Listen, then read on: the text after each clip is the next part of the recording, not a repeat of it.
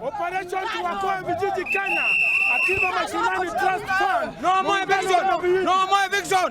No more eviction. No more eviction. We don't want to be evicted anymore. No more eviction. This land belongs to us. Muungano wana vijiji Kenya. Ghetto is our home. We are born there. We are supposed to die in ghetto. Anybody thinking that we are going to move? No. We are very sorry. Today, 8th December 2012, we are going for demonstration. 50 years since we got independence. But the slum dwellers has got nothing to smile about. And that's why we are advocating for the right of our being in the slums and the right of owning the lands which we are staying on.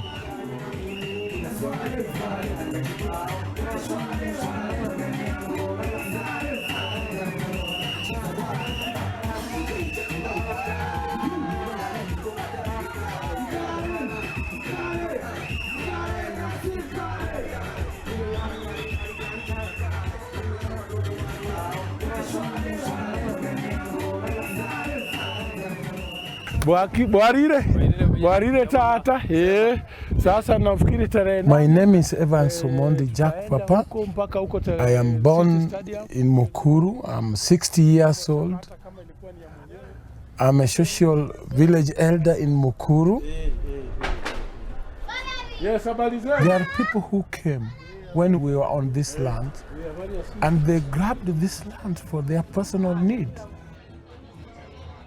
They were grabbed in 1983 by those people who are well connected to the state, either politicians, either administrators, either business persons.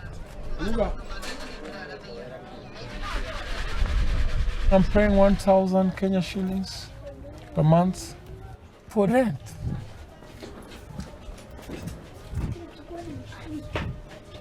We have been facing very many eviction notices. My shack had been demolished several times, even more than 10 times, since 1980s, 82, 83, 84. And then the other one started 1990, 1992, 1996, 1997, 1998, 2002, and then the other started 2010.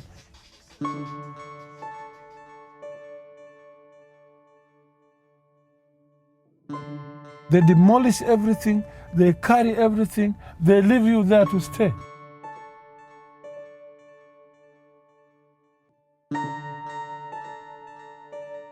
The grader, either bulldozer, they are very fast. Just demolish and spoil everything, even house belongings. It has become like a music. We are used. We are fighting for our rights. We are fighting for our lives. We are fighting for the life of our children and our grandchildren.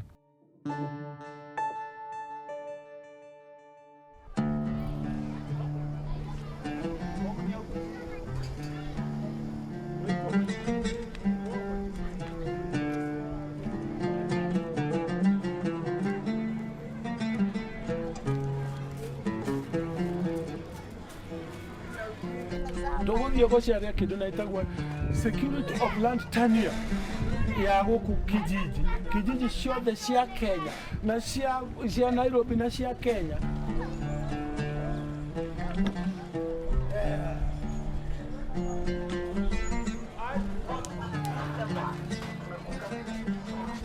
Hii ni ya kutetea ile maandamano ile ulienda kesho kotini. Yes, kesho maneno kotini. Ni ile maneno ile ya siku ile. We went to the Muungano wana vijiji and Akiba Mashinani Trust, an NGO championing for the right of the poor people staying in the slum. We went to them and we had any other option. Then we took the matter to court of law. Hi. How are you? Hi, Papa. I'm very well. Yeah. Doing a great job. Oh, thank you. Yeah. And how are you guys in Mukuru? Mukuru. Nairobi is It's really two cities in one. There's a formal city and an affluent city that is beautiful to live in. And then there is the other city that is very poor and is very marginalized. So basically we have almost 65% of the population of Nairobi being squatters. And that means that you do not have a right to be where you are. The land on which you live belongs to somebody else. And at any time they can come and throw you out. If you have a house, they can demolish it.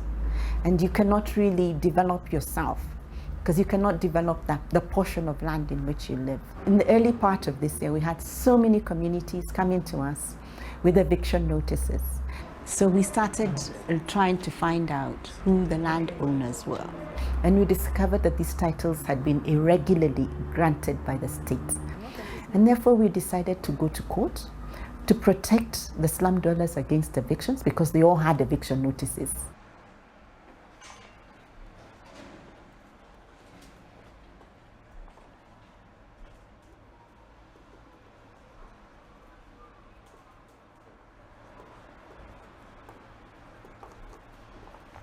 We are coming out of the darkness into light. We were in a very, very dark place as Kenya for 24 years under President Moi. President Moi was president since 1978 until 2001. He ran a very corrupt regime, which gave land to everybody who was in power, anyone who had access to him, anyone who had the money. So it was a case of the rich taking care of the rich. So he took the land, gave it to many of these respondents, and there are already people living there on public lands. So first, the land has been corruptly issued, granted to these people. Now we have a new constitution. And the constitution gives us right to land, right to sanitation, right to good housing. That's in the Bill of Rights. And the constitution gives the courts the powers to enforce this Bill of Rights, or at least to protect the rights granted in the Bill of Rights. It's historic, it's groundbreaking, because should we succeed, we will have a foothold upon which to stand and claim the public land which was given to a select few, a favored few, a rich few, at the expense of the masses in this country.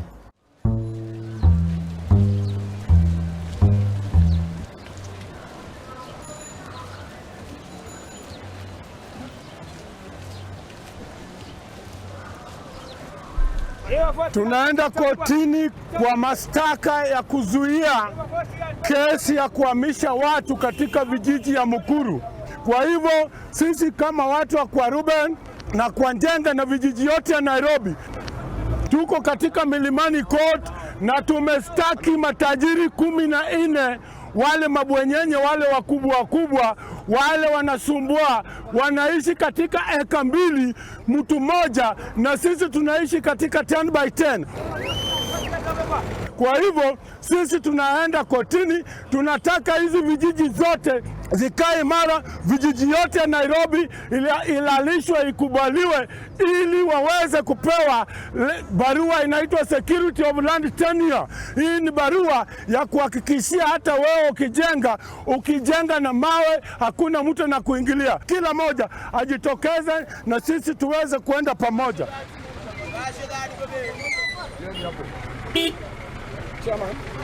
Commercial, thank you.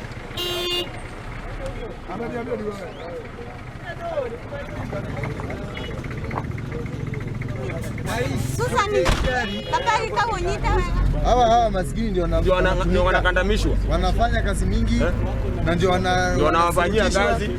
Ndio wanapelekwa mbio zaidi. Hiyo haiwezekani. Ndio mwizi sasa. Hatuwezi kubali ile maneno ilifanyika huko kwa Njenga tena ifanyika hapa. Lazima tupambane na hii watu kabisa. Na sisi wanatuhitaji wakati ya kupiga kura. Wakati ya kupiga kura ndio wanatuhitaji. Sababu shida tumewacha nyumbani. Na sasa huwezi kukaa nyumba ya 5,000 na mapato yako, mshahara yako ni 8,000 ama 10,000. Hiyo maisha lazima sasa uishi katika maisha kidogo, ndio hata watu jamii yako pia wakiwa nyumbani waweza tupate usaidizi.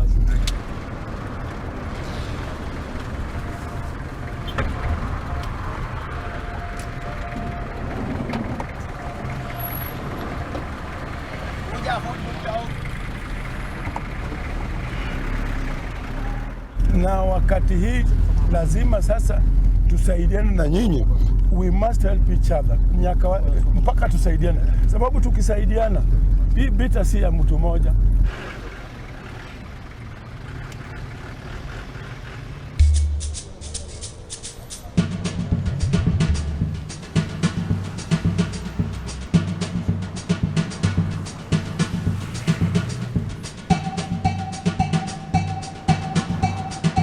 There is nothing comes from the goodness unless you struggle, unless you fight. And that's why, although we know this fight is going to be difficult, because we are fighting with those people who are holding the economy of this country, we shall keep on fighting until the last minute, until the last turning.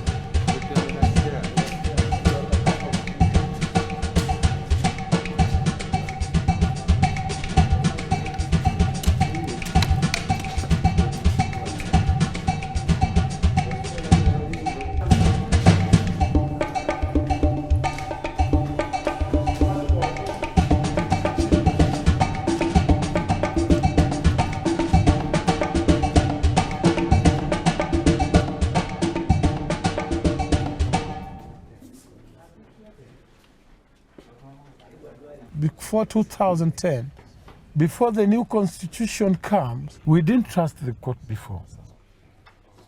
But now, we have a trust with our court after reform. And we are not going to leave this matter. And if the court, the High Court, is going to rule it against us, we shall appeal to the Supreme Court. I don't have any problem at all with the application. But If the Supreme Court doesn't listen to us, either rule the case against us, we shall continue to the East African Court. And if East African Court also rules against us, we are going to race to African Union. And if the African Union is not going to listen to us, we shall then, the condition will force us to take this court to the UN, because we belong to the people of the world. 18th, 19th of January. Let's take the 18th. Okay. Sure. Now what's happening today is that none of the respondents have responded, but we have so many other people seeking to be enjoined to the case. So what is happening is that we are coming back on January, then we'll know each other. Everyone who's interested in the matter will have come in. Everyone who has paperwork to file will have filed. We'll have filed our responses, so it's a question of waiting till 18th January next year. We are not feeling well because we want this case to be finished so that we can return back at home, our slums where we are staying, when our hearts are free, because we are representing almost 300,000 people in this case, whereby they cannot all come here. They rely on the information they are going to get from us. 70% of Kenyans are staying in slum, and why? That's a very big question mark. So we know we shall succeed. We want to be defeated in this case.